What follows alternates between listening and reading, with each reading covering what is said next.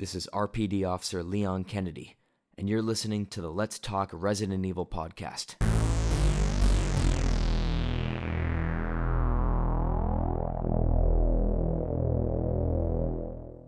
What is going on, everyone? Anthony here, and welcome back to another episode of the Let's Talk Resident Evil podcast. Holy crap, we just made a Resident Evil fan film.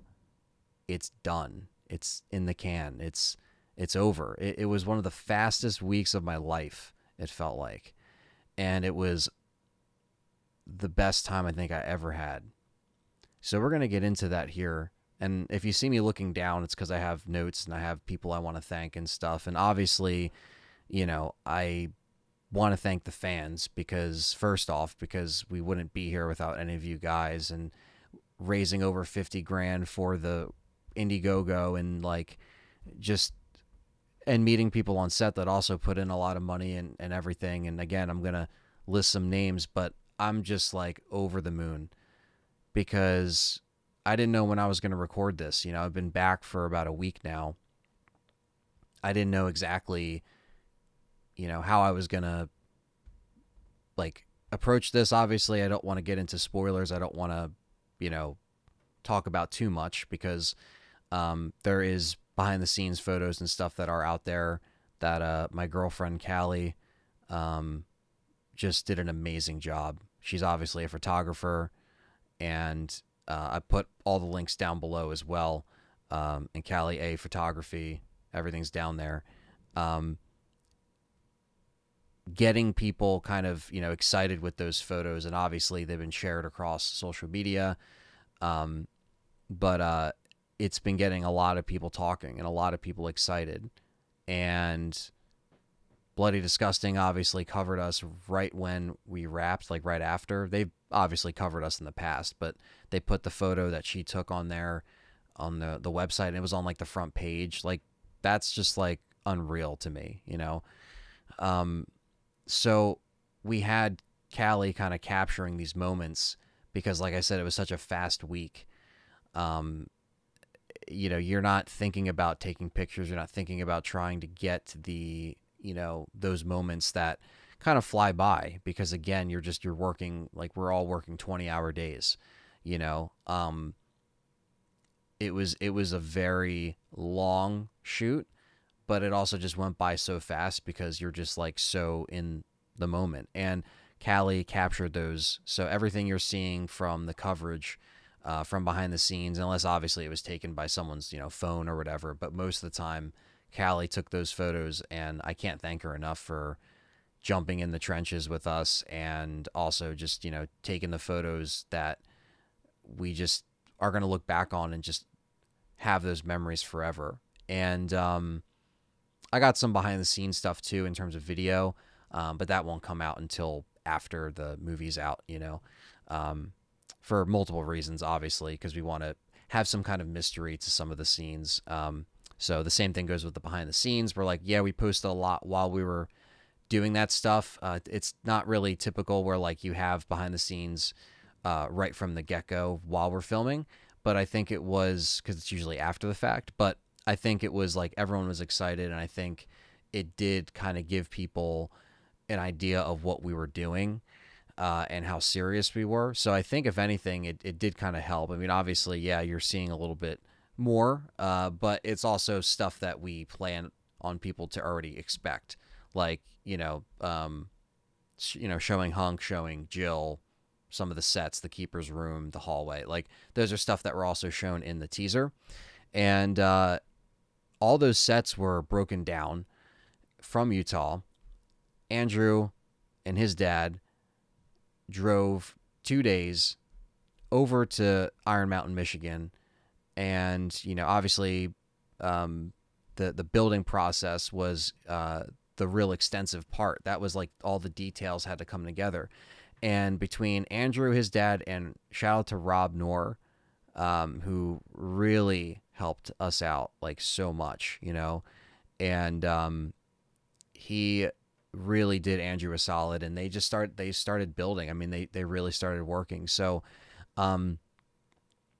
we never, I mean, at least for me, I've never dealt with building sets before. I've always used practical locations, or like, on the spot locations that I've scouted out over here in South Jersey, Pennsylvania, whatever. It's like I've worked in this area before, but I've never had the space to like build sets. Obviously, I'm friends with a bunch of people, Dustin included, who also has built sets before. So like I know people who have done a lot of that, and I know it's a lot of work.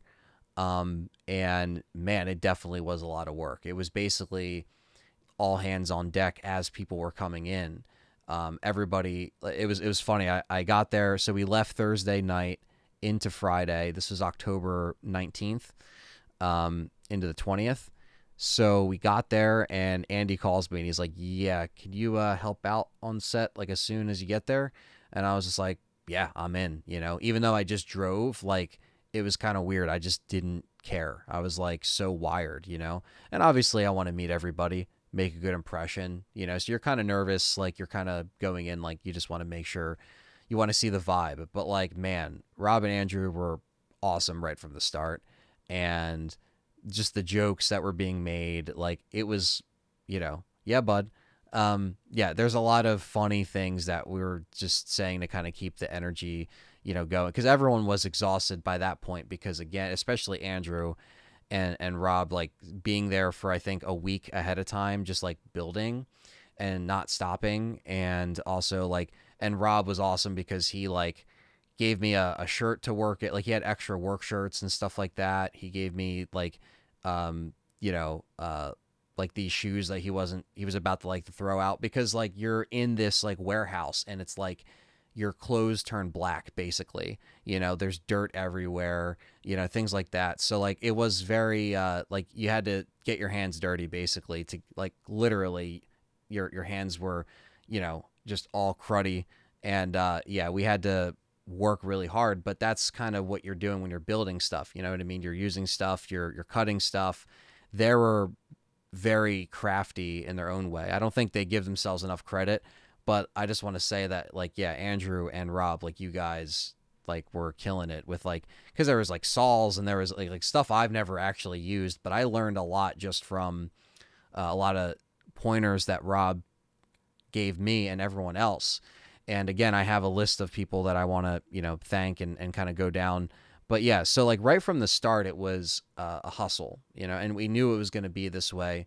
Productions that I've been on before that have been my own have also been this way sometimes, where like sometimes it's like everyone really does have to bring 150%, and at least to kind of get the stuff through the finish line in terms of like the set building and stuff like that. And a lot of that continued literally as we were filming. There was stuff still being built and stuff like that. So we got a lot done, but once more people started to pile in, and then Nuji and Andy arrived that night. They flew in from the UK, obviously, and they had to go to Chicago to pick up the grip truck, and then from there, drive to Chicago to Michigan. So they also were on a long travel day, and we basically had to use the next day, the day before filming, which is the Saturday on the 21st, I believe, of October. That's when we were like, okay, yeah, this has to be like our last like setup day. We got to figure out the lights. We got to figure out, meet everybody and kind of see, what kind of hours we were going to put in that day. And that was another long day. All of them were long days. And but it's all what I expected, you know what I mean? In terms of like, I just knew that like we were going to have to, put in a lot of effort to get this thing moving. And man, I mean, seeing it come together, and you can see it in the photos. I'm sure, multiple of them have been posted at this point. Just the progress, and that's the best part about it, is seeing the skeleton, seeing like the plywood walls, and then seeing the wallpaper. I learned to put up wallpaper, like I've never put up wallpaper in my life, but I know how to do it now. And even though it was on plywood, obviously, because it was a set, it was like, putting down floors and stuff that they were doing in the other room, painting, we're all painting. It was such a amazing creative process to kind of see that happen. And then to also like, because a lot of the times myself, Nuji, Andy, and Andrew were all in that room filming, or set in that set filming, constantly. Like I said, 20-hour days, you name it, whatever the task was, like we're like, okay, we got to make sure we're on it, and everyone else is kind of doing what they have to do to kind of move other stuff along while we were over here filming. And man, everyone brought it. Everyone really brought it, to really have this go as smoothly as possible, because we didn't really get behind schedule. At first, we were kind of like, okay, day one, we were a little behind, but we got caught up and we just kept going. I think one of my favorite things about this, because, I was first AC on this, and, being the camera assistant for Nuji, handling these lenses that are, very expensive, but very beautiful, what we were able to pull off with the red Komodo camera. And I just, like, one of my favorite things was not only seeing Nuji work the camera and work the tripod, and just the way he envisions it, but seeing Andrew and Nuji work off each other. Nuji, aka Luke from RA Challenger, and Andrew Salo, the director. Again, just seeing them work off of each other, but also because it's we all know Resident Evil. So it's when we're looking through that lens, guys, or we're looking through the video footage, so to speak, right? When Nuji's looking through the lens, when we're looking back at the playback and everything, we are connected and locked in to what Resident Evil looks like, what it feels like, what it should be. And that's the kind of thing we wanted to bring. And there was a lot of things that we threw in there that are going to make fans happy. And just, again, seeing them work off of each other was awesome. It was a great experience, because I feel like the director and, the cinematographer really have to be on the same wavelength in terms of, just knowing what they want. And I think because the source material is that foundation that we have already, we kind of knew the vibe that we wanted going in to this project of what came before it. The live action stuff that came before it didn't really capture the vibe of the games. So you already have that as your framework of okay, this is what was done before, but now the games are real kind of, what we're pulling from. And especially the first game, because that's where, this is taking place in the mansion, and a couple different areas, obviously. But, the Keeper's Diary, that note is read in the mansion. So how do we bring that to life? And again, it was because of the sets, because of people. I've never taken in so much information in such a short amount of time, which would be a week, I guess. That's not really a short time, but in a week's time, I don't think I've ever consumed that much information just by analyzing, listening, studying, just paying attention. I think that was the big thing, is just being in that moment. Like I said, it goes by quick. That's why I'm happy someone like Callie got a lot of those moments, because it just flew by. But time didn't exist in that warehouse, man. I mean, even when we were filming elsewhere, but in that warehouse where there's some windows, but when you're in those sets, you're not looking at the windows, you're not looking at your phone. The only time people are looking at their phone is to pull up the storyboard or the previs. It was really it was completely just focused, and just the love was shining through with what was being created, if that makes sense, without sounding too cheesy or corny. It was literally one of the best things I've ever done, one of the best projects I've ever been a part of, and it's all thanks to everybody that also was part of the team, you know what I mean? And I took in so much information, and I'm so excited. I am so proud, because one of the things that made me so just over the moon was like our reactions to stuff. You know, it's like we would get a shot and it would just be like, oh man, like that is so cool. You know, seeing the reactions and seeing like us like react and laugh because something is just so like perfect. Or sometimes, you know, it takes a little bit. It takes like multiple lens switches and different, you know, just different adjustments, you know, because sometimes you don't know what's going to work until you're in it. And then you're like, okay, let's try it like this. No. Let's go back to this and try it this way. Or maybe we can move the shot in this way. Like there's a lot of rules and things you kind of have to keep in mind. And there's a lot of strategy that goes behind like setting up the shots in terms of lighting and how important lighting is, you know.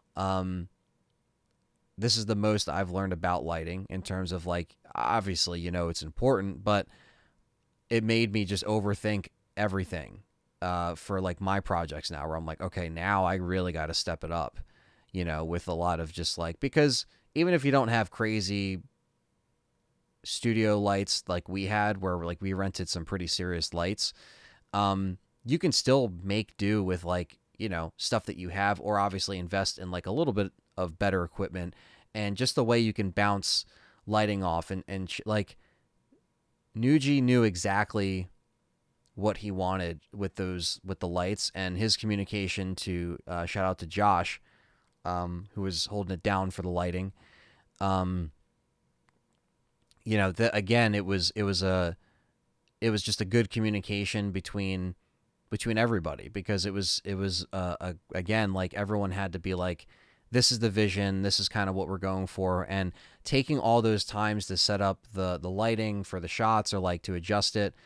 We had, thankfully, especially on the set, we had a lot of like, you know, we had to move the lights when we shot on the other side of the set, but it was like we still had a like, just like a basically a set light with the polyboards overhead, but we obviously had to adjust it, and then we would put like, you know, we would put flags, you know, around like different spots, and we'd have like, you know, the haze machine and stuff like that really just added a certain layer of just, you know, atmosphere. And I think that's what's so important to this, is that like we really took the time for the little details, where some people could obviously overlook it or just be like, let's just go on to.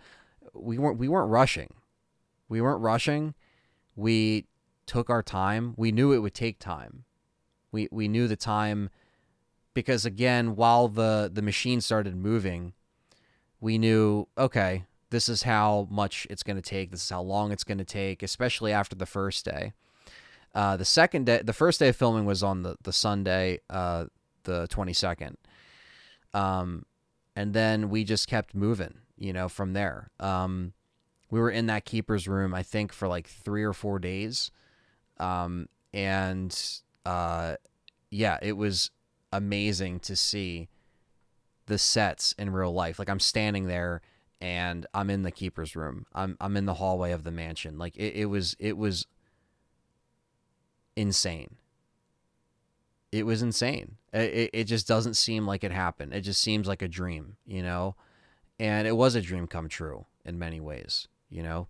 So I'm just very grateful. And I know this podcast, like I said, I kind of have a format, but I am just kind of like, you know, reminiscing and just kind of letting this all out, being real, you know, without giving, you know, away too much or spoilers, you know? So I feel like this is the kind of podcast I wanted to make, because I've had some time to reflect on this stuff and just look back on it, and I'm like, man, we just did a thing. We just did something very special.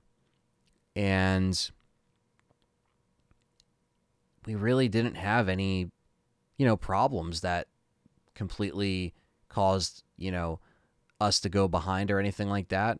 You know, little things with equipment here and there, but like even that was very minimal. Like we pretty much had a hold on a lot of the stuff. And again, we didn't really fall behind. And like the new locations were cool. You know, we shot at a couple different locations. We had this barn that we shot in for the poker scene. Those photos were posted online, so I know I can talk about that. But yeah, it was in this big barn.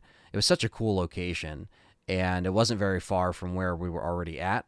So that was cool. We had, you know, an office that we used for the, you know, for a couple different shots. And it was also cool that we switched it up when we did, because I feel like the change of scenery is nice. Not that the warehouse was bad or anything, but, you know, it was kind of nice and refreshing to kind of switch it up and move around, use some practical locations. But with those practical locations, that's when you also have to adjust the lights, and you have to have, you know, different kind of like approach to it. So that's another thing that I learned is like, you know, you have to kind of either minimalize the lights when you're moving it to something that isn't a set, or, you know, obviously still bring everything, but like see how you can set it up to where it's a little bit easier to break down and such, because, you know, at least by then we still had, you know, most of the team. By the time we did the last shoot, the last night, it was like a skeleton crew basically, and we were there for a long time, pretty much all night. And again, it was like we had to get it done, you know? So we had a very short time within that week, but I feel like we did the best we could. Like I said, 20-hour days, very little sleep from any of us. But we were all there for each other. There was never a time that it felt like, you know, you couldn't talk to somebody, or you couldn't, like, you know, have like a little, you know, conversation when we were taking a break, obviously not when we were working, but like it was, you know, it was a lot of communication, a lot of back and forth, you know, just a lot of things that can be draining when you're dealing with like a lot of input output, on top of like very little sleep. But it's like we were all able to communicate and like get ourselves to like a point where we were like excited, you know what I mean? Like I think we were excited the whole time, but I think after the first day we kind of got over our nerves a little bit. Like we were like, okay, like things are moving, we're not really behind, we just have to keep this pace. Like it's always scary when you don't know how things are going to be. This is the biggest set that we've ever been a part of, biggest production we've all ever been a part of. Like I think I could say that collectively, you know? So like we all, like this was the biggest thing we've taken on. So the fact that we were in it together and kind of like, you know, we were able to kind of get through those like first little, you know, the little like things of like, okay, how are we going to, you know, kick this off? Are we going to get the sets done in time? Are we going to get, you know, and at the same time, the sets technically were still being built as we were filming. There's a lot of stuff that we were able to get around. And obviously, you know, we were able to kind of still film while stuff was being built, like I mentioned. So it kind of never stopped until it was like, you know, a few days in, I think it was finally like, you know, the finesses, the final touches were being put on the walls and stuff like that. But it was like very, very busy. And again, I'm going to get into shout outs and stuff like that. Because like, yeah, this team was just phenomenal. And I'm just so grateful of like what we got from this. And I'm grateful for the fans because they put us here, and it's nuts. It's just a crazy feeling that like we got it. Like we just did that. It's done. And now it's time for the real kind of pieces of the puzzle to be putting together, with Nuji doing the color grading, because he is going to be color grading the clips and everything, and Andrew's going to be editing. But it's going to be such a great thing to see these pieces fall. And hopefully, I don't know what we're going to do when this thing is out, if we are going to meet up or we're going to watch it together, but that is going to be a moment that is like, yeah, like seeing it done. Seeing it wrapped is one thing, because you just saw everything get done in a certain way, you know, but seeing it complete with all the final finesses and the final touches with the editing, holy crap, guys, like this is gonna this is going to blow people away. And I'm not just blowing smoke because I'm a part of this project. Like, the reactions that we were getting, like I said, were just like, it's going to make people proud. First of all, I just want to say shout out to Andrew Salo and his family. His parents were amazing. Their hospitality was incredible. They were so nice to everybody. And Andrew himself is just a great leader, a great director, a great person to get to know. This is my first time meeting him. Obviously, I had him on the show with Charlie, but you know, that's online. It's a podcast. It's still cool, but like when you meet someone in person like that, you get to see how they work, how they act, and like he really held it together. He was obviously under a lot of stress. There was a lot of, you know, things that needed to get done, a lot of stuff that was on his plate, and the way he handled it was like still as professional as can be. There's a lot of worries that go into, you know, making sure things are done on time, making sure, you know, things are exactly how they should be when you show up to set. But I think that he, you know, really handled it well the whole way through. And there's some funny moments that, you know, that I got behind the scenes of him working his magic, so to speak, which is cool. And yeah, he's very clear on what he wants. And again, the hospitality from his family is just like, it was just so welcoming and so nice. And they were troopers. I mean, they're bringing people back and forth, his parents, and like, so shout out to them, seriously. And shout out to Andrew for just being awesome. And I'm really happy I can call him a friend, you know? So, yeah, just shout out to you, man. Like you know, this is your project, and this is like seeing your vision come to life was a beautiful thing, honestly.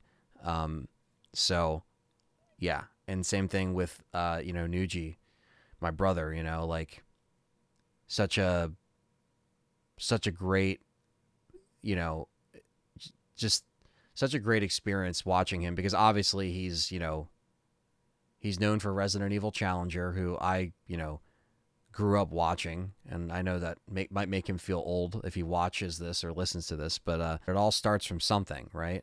Like Nuji picking up his first camera, and then he gets into doing the challenges, and then from there he becomes an award-winning filmmaker, documentary filmmaker, shoots stuff for, you know, UFC, shoots stuff all over the world, and is a mentor to me. I mean, I look up to him, you know, and the fact that I can call him a friend, a brother, someone I can, you know, talk to, and someone who I've gotten close with the last couple years.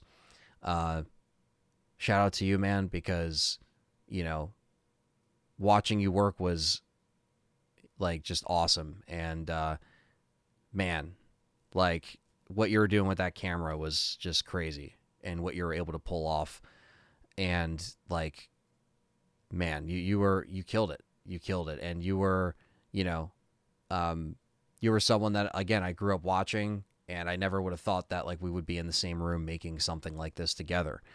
And I was honored to be the camera assistant for you, and handling these expensive lenses, cleaning these, you know, things, having everything kind of, you know, broken down, put back up, you know, things like that.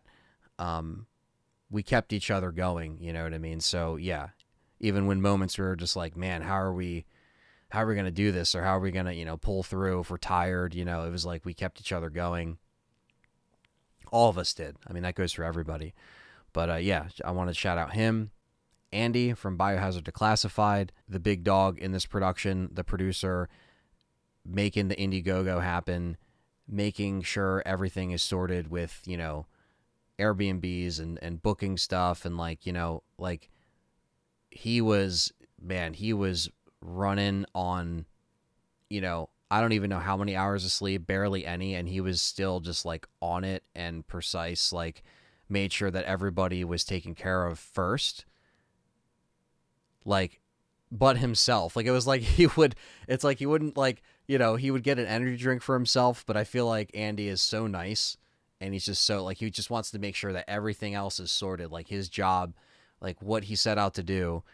and then he would get the green monster, and then he would take care. Then he would give himself an energy drink. Then he would eat a meal. It's like he would always like, he would always make sure the work was done first. And it's like, I respect that, Andy. That was such a crazy thing to see you work as well in that way. Whether you were in the room with me, Nuji, and Andrew filming, or you were out there, just making sure that the actors were okay, making sure like, because as a producer, like you have to be on those things, and man, you were on it, making sure people had supplies, making sure like, man, you were killing it. So yeah, I understand you were exhausted, but the green monster kept you going. So I'll never forget that. And people also thinking that you and Nuji's accents are Australian accents in Michigan is something I'll just never forget, and I'll Google at until the end of time. But yeah, so Andy, shout out to you, my friend, and you were also the one that talked to me about this project in the 2023 UK meetup. Yes, it was 2023, and that's what that conversation came to. Nuji's house when we were talking even further about the project, and long and behold, we're doing this in the fall. So it happened very, very organically and quickly. Obviously, I want to shout out JJ and the row team. JJ is the one who hosted us at the warehouse. I want to shout out Beggy as well. Beggy held it the fuck down in terms of like helping with the sets, booking certain things that really helped. And like, the attention to detail again in Beggy's work is always, always appreciated. And again, I think there's a lot of amazing things you guys will see. By the time we were moving, there was already a decent amount of hands on deck, and like she was there every step of the way working as well on that stuff, and helping with the sound as well. We were kind of learning that equipment together, which was cool. And yeah, it was kind of like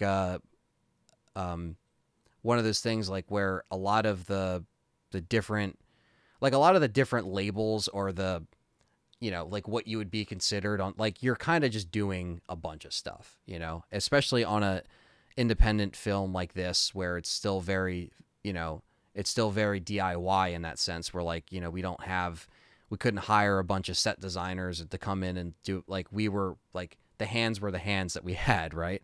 So yes, I just want to shout out the row team as well. And Rob Knorr, I just want to shout out Rob, because again, he set the vibe for the set, and he also was hilarious. And he like kind of passed the torch with his skills and his he like was showing Beggy a bunch of stuff. He showed me a bunch of stuff. He showed Callie a bunch of stuff. Literally showed everybody on the set certain things to do with crafting the set, whether it's painting, putting up the wallpaper. Like, shout out to Rob, man. I can't wait to work with you on future projects, and hopefully you get to stay a little bit longer. I know you had a lot of stuff going on to get back home to. But good luck with everything. But like, man, like we definitely missed you on the set when you weren't there, because we were like, fuck, like if Rob was here, but also like the time that you were there, man, like you helped a bunch, and I know you helped Andrew out a bunch. So yeah, man, like seriously, thank you. Shout out to Rob, seriously. And I also have to shout out Charlie Krislovsky, because not only was he someone who shared, the project, really got involved with the funding and promoting this project, but he believed in the project. And man, I mean, he was in it just as much as we were, but him being, the lead here, being the keeper, he was a trooper. Like I said, sitting there, take after take, didn't complain once. Again, we kept each other laughing. We kept each other in spirit. And the fact that I can call Charlie a friend is an honor in and of itself. But it's just like, it was an amazing thing to see, because, he is the original Chris Redfield from, those live action cutscenes in the first game.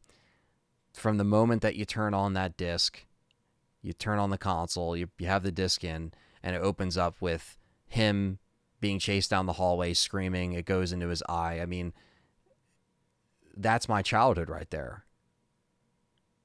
Like, that's my childhood right there. And so I'm sitting here in a room, like, filming this, and I'm like, man, like, we're doing this. And we have someone who, like, is not only from the original game, but is just a genuine nice dude, and, like, is, you know, had the time of his life doing this. He said on social media it was like the best time he's ever had working on something. And I think we knew it was going to be a lot of hours, but we weren't like, you know, hard asses or anything. We weren't like, you know, had this pretentious kind of energy. Like, no, we were like, we just were there to, like, keep each other going. We're staying serious, but we kept the laughs going. We understood that thing. Like, we were all on the same page. We were all on the same wavelength. But Charlie, man, seriously, shout out to you. Like, I can't thank you enough for just the great laughs, the good times, the memories I'll cherish forever. And we really made something special, man. So I just want to say thank you. You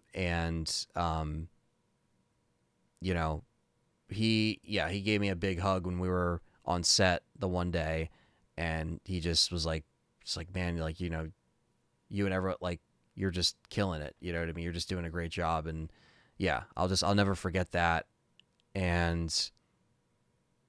it's just, we made something special, you know? And yeah, I'm just forever grateful for that. And to have someone that's, you know, talent from the game and who's really, you know, in the spotlight again. You know, he just did the whole remake of the intro that was just put out on Rose channel. I was able to see that with everyone else in the break room. You know, we kind of got shown that when we were taking lunch the one day, and just to see him back doing stuff between that and obviously Keeper's Diary, you know, like, it's a great thing to see. So hopefully you got some rest, man, and hopefully the blood didn't stain your hair for too long. But I want to shout out Gracie as well, who played Jill Valentine. She was professional as all hell. She killed the look. It looked great, especially on camera. Again, like, the photos don't do its justice that you've seen online. Believe me. Like, I know you might be like, oh, well, we've already seen Jill. Well, you haven't seen it through the eyes of the camera we were shooting on, the atmosphere that we were getting on that camera.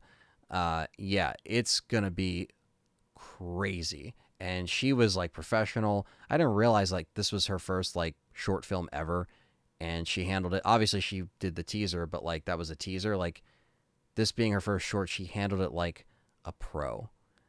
And it was so funny because you're just sitting there just like, this is Jill. Like, what are we, like, we're doing this, you know? It's just, it was another, like, pinch me moment of, like, you're seeing Jill in the getup in the hallway. I mean, you guys have seen some of the pictures. It was just giving me goosebumps, you know, and such a creative kind of endeavor to not only have, you know, these sets built, but like really just seeing it all come together like pieces of a puzzle is the best way I can describe it. Pieces of a puzzle.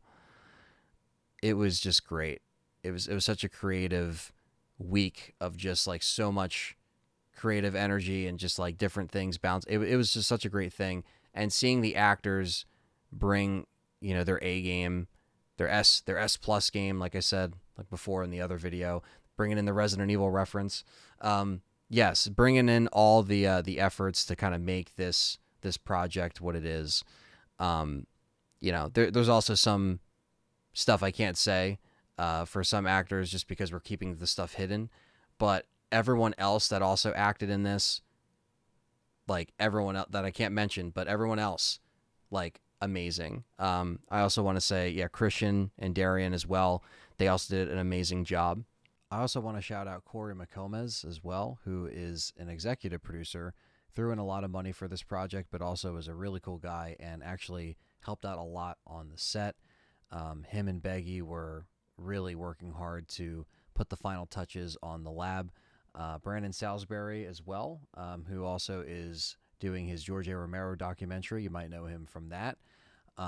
He was really nice, and he also helped them for the couple days he was around. Once he left, then Beggy and Corey kind of took the very end of that lab and really made it special. So it was cool to see everybody be like, hey, we should try this, or hey, let's do, because I know that was Brandon's thing, was like, let's make it, a little more dirty, a little more dingier and stuff. And that's kind of like, once they had that direction, and like I said, even when these people left, or if they had to go and do what they had to do, it was time for everyone else to kind of be like, okay, everything we learned, let's apply it to this section here and get this done, making it look like a Resident Evil set. And that was the goal for these, sets, was like making it fit the vibe for Resident Evil when we look at it through that camera. And it's what everyone's been getting from it so far has been just that, where it seems like it's, feeling like it needs to kind of be that, throwback in the time machine, so to speak, that, it just feels like 1998 in that mansion. And I think that's why it's such a cool, or on those sets, I should say, that was the mansion. It wasn't an actual mansion. But that would be cool. That's one day if we get the biggest budget, then we'll be shooting in a real mansion. But no. But in that set, though, it looked very authentic. And that's kind of all you could ask for when you're trying to get everything done by the time you're shooting, or while you're shooting, and you have people that are really helping out. So, yeah, I just wanted to say thank you guys for holding that down. And, yeah, I just wanted to shout everyone out again who really helped bring those sets in. But I also want to shout out another person, another executive producer on here, Leon, who flew in from China, actually, to take part in just kind of being around on set, seeing how things are being made. He put a lot of money into the project, and he was very nice, really enjoyed his company, and he was an RE fan at heart, so it was cool that he was able to kind of see a lot of this stuff come to life with a project that he, put a lot of money into. So, another great person to have around. And also Paige, who did the makeup that you'll see in the film. So, yeah, just like, hopefully I didn't forget anybody, but I tried to list everyone else here. Like I said, this whole team made it happen.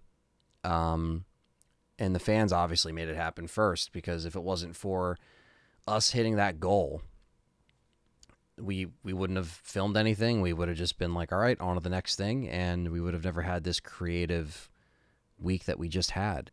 One of the big things that I learned from this project, along with all the other skills and stuff, and kind of studying that stuff that I was kind of, in front of, was just, like working against the clock, so to speak, because obviously it was a very short time to get everything done in a week's time. But like I said, we got that rhythm down, and I think it just ended up working out for the better. Because in a way, even when you're up against some pressure, sometimes that can kind of bring out something really cool. Because again, we weren't like rushing stuff or anything like that. We were taking time to get the shots, to plan it, to make it look good. So it was just, keeping the perseverance, and make sure that, we're going to try to make something that people are going to be proud of, people that put in money, people that were spending all their hours on set, seeing this finished project and saying, yeah, this is going to be something really cool. And it's going to be, hopefully the start of some more stuff. We'll see, we'll see. We don't know what the future holds, but obviously we want this to be very successful. And we want this to be like a game changer for fan projects and fan films. So it was great. We drove, we actually drove to Chicago. Actually, that was one of our last stops. So I drove to Chicago. Nuji and Andy and Beggy's from that area, but they already drove from Chicago to Michigan. But on the way back, we were able to get a couple days. We ate at this great restaurant called the Lake Inn, and it was against the lake, and it was just beautiful. And it was a nice little wrap kind of dinner in a way, you know what I mean? But it was we had a couple days to chill, and we were able to hang out. We had a bonfire the one night. That was awesome. The next day after that, it was almost like you didn't want to leave, kind of wanted to still hang out because we only gotten so much time to hang out. After the nights of the shooting, everyone was tired and exhausted, you know what I mean? Everyone needed that sleep for the next day. So when we started to get a little bit more sleep and a little bit caught up on that, there was some times where we'd have a little bit of time to hang out, but it was really those couple days at the end that were a nice, cherry on top of everything that we just did, because we just did a bunch of hard work. And so, yeah, it kind of worked out in that way, where it was just we got the couple days to hang out and check out some cool places and see some stuff we've never seen before, or at least I've never seen before. And the last day of traveling, because thankfully by the time I left Chicago, I only had about a 11-hour drive. So I know it's a lot, but versus the 17 and a half, maybe almost 18 again with stops, it was a shorter drive on the way back. So that was actually nice, because you definitely feel those hours already. But thankfully, on the way back, because of where we were and the locations, we actually shaved off, we were traveling closer to home, but we were doing it in more increments.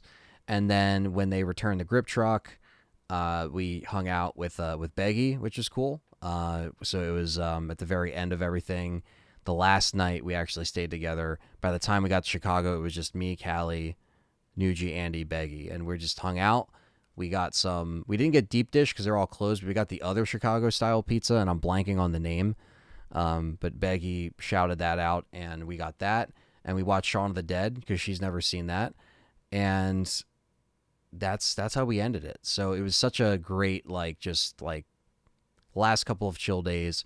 We were obviously still exhausted. That's so because we just drove, I think, 4 hours into Chicago that day anyway. So it was drive a lot, stop, drive a lot, stop, drive a lot, stop. So there's a lot of driving, a lot of miles. But especially for my case, because they were flying back and stuff like that, I was the one driving all the way back to, and same thing with Andrew, he had to do a long trek as well, driving on the way back. So I think he made a few different stops before. I think he just got home from, I think he either went to Florida, I believe. So I think he was down in Florida for a little bit, and then he just got back to Utah. But yeah, so lots of travel, lots of driving, but a lot of just amazing memories and great times. And I'm just, again, I just can't wait for you guys to see the finished project, same thing. But yeah, I can't wait for you guys to see it all done. It's just crazy, and it's crazy for many reasons. One of them being of how we all kind of got into this franchise. For Andrew, I think his deepest connection was Dino Crisis. His mom getting him Dino Crisis, and then that had the Resident Evil 3 Nemesis demo, and then everything else is kind of history. And then for me, it was my dad picking up Resident Evil and just having it around in the house. So it was kind of funny that we all have similar experiences with our parents or our family, getting it for us or having it, and where we are now because of it. It's if it wasn't for that, it's if it wasn't for George A. Romero, we wouldn't be here talking about Resident Evil. And then if it wasn't for our parents getting, whether it's RE or something Capcom based, that kind of led us back to survival horror.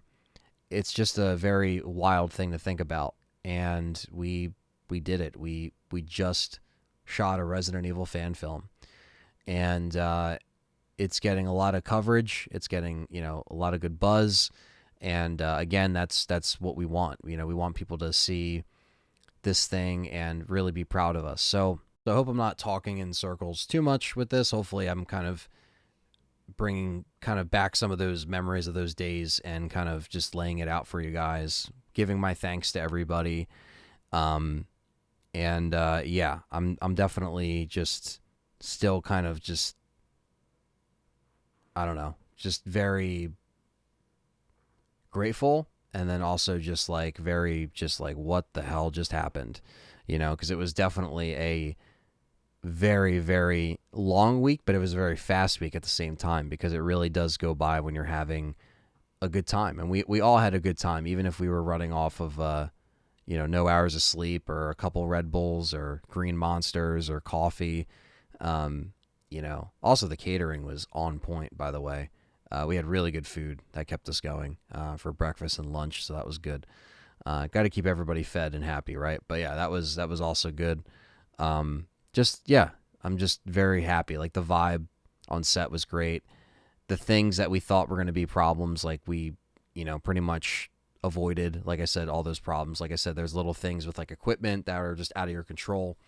But for the most part, like, it went off really well, and I learned a lot from my job, and I'm really happy that people enjoyed having me around. And it was great to actually meet a lot of people that like just knew who I was, but like, I never got a chance to really meet anybody else that, other than like, a couple meetups here and there, a couple people that are in the area, but that was like a travel thing. So seeing people travel and they kind of recognize, I'm like, the channel, I was just kind of like, not that I should be, I should know that they should know the channel in terms of like, if they're an RE fan, I'm sure they've seen the slew of Resident Evil YouTube channels, but, yeah, I mean, I'm going to be doing this for 14 years in February. So almost 15 years of doing this on YouTube.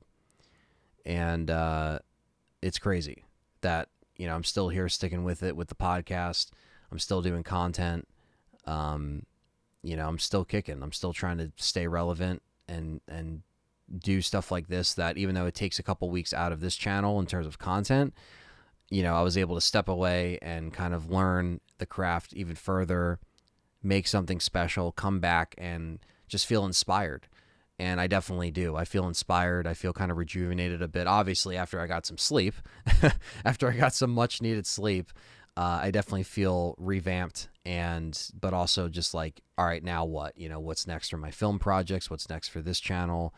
I knew that when I came back, it was going to be, like I said in the other live stream before I left, that it was going to be like a new kind of lens that I have on, so to speak, like a new look into how I want to do it, and just like how I want to do the channels, how I want to go about the next, year or so, like start planning for that, because this year is pretty much done.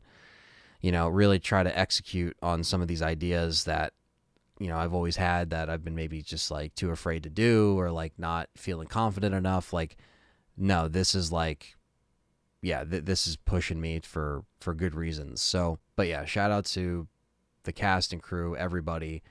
My mind is just blown as to what we just achieved back there.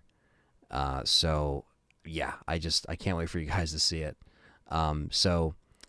Follow Keeper's Diary on social media for all updates. Obviously, you have my channel and social media, Residents of Evil, Biohazard Classified, Nuji as well will be sharing some stuff, I'm sure. But yeah, so like we'll be keeping people posted and stuff. Obviously, we're going to try to take a little bit of a slowdown to some of the behind the scenes photos, because like, we don't want to show everything. Like I mentioned, we still want some kind of mystery. But I think what we did put out was a good amount, and it did get people excited. And I think even the pictures don't do its justice. So when you see it on camera, it is going to be a completely different thing in a good way. The camera obviously captures kind of that process of what we're doing in the cosplays and like all that stuff, but nothing is going to be like the real thing when you see it all together, color graded in that camera's, in that camera's eye, so to speak.